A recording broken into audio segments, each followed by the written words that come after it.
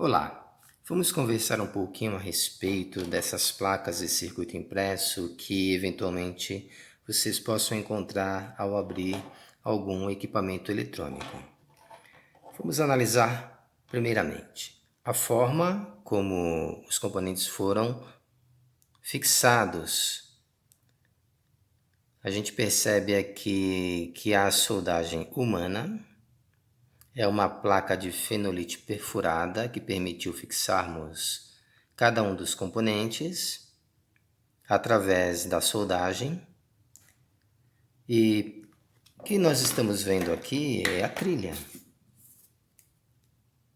que tem que ser feita na placa de fenolite para que os componentes eletrônicos se comuniquem com os demais, até encontrar o ponto de conexão com outras placas controladoras. Então isso aqui é o que nós chamamos de trilha.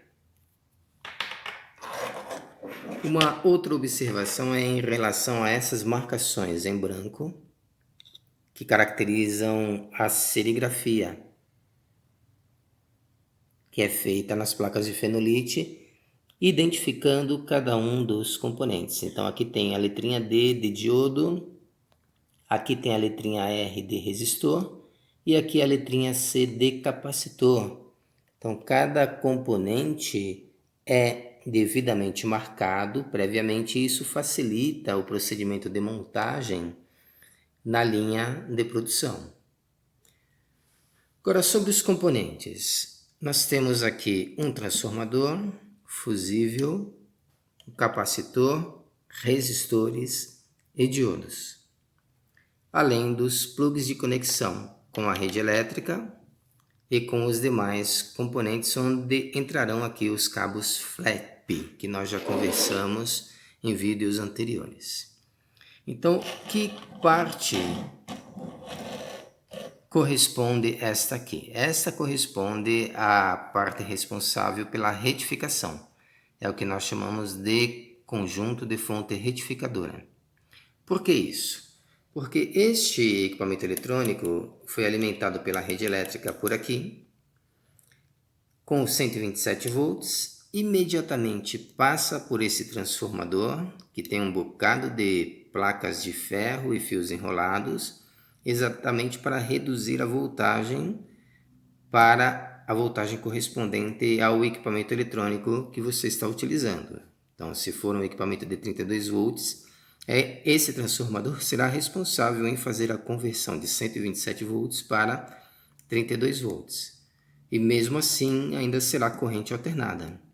O problema é o seguinte, como nós temos aqui os plugs de conexão, onde entrarão os cabos flap para alimentar outras placas, aqui nós temos a fonte retificadora composta por diodos e capacitores.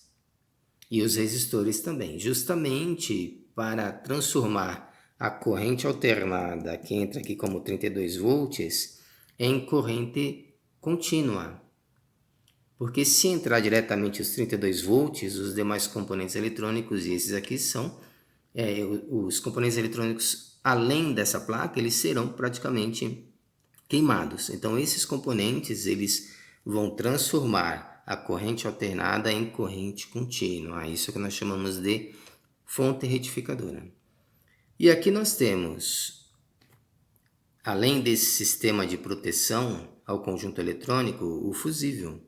Que o fusível ele vai ficar responsável em assumir riscos de sobrecarga na rede elétrica que também venham a queimar os demais componentes. Então, antes de queimar os demais componentes, ele se sacrifica. Esta linha que tem aqui dentro, composta de um metalzinho, ele se rompe antes que esses componentes sejam afetados por uma sobrecarga na rede elétrica.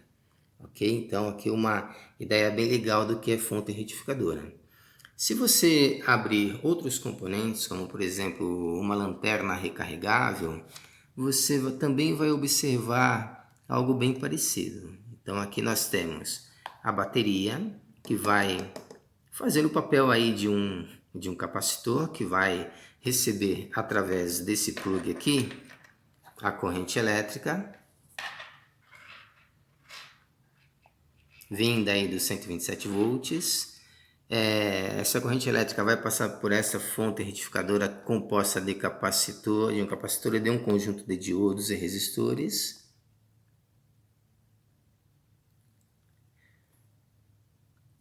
E aí é carregada aqui nesta bateria para que no momento em que você for ligar a sua lanterna seja abastecida pela corrente contínua que foi gerada através dessa fonte retificadora aqui. Tá ok? Então este vídeo é justamente para mostrar para vocês a importância da fonte retificadora nos sistemas eletrônicos. Então, uma aula aí bem interessante para que você entenda o porquê da existência desses componentes no equipamento ou nos equipamentos eletrônicos. Obrigado pela sua atenção.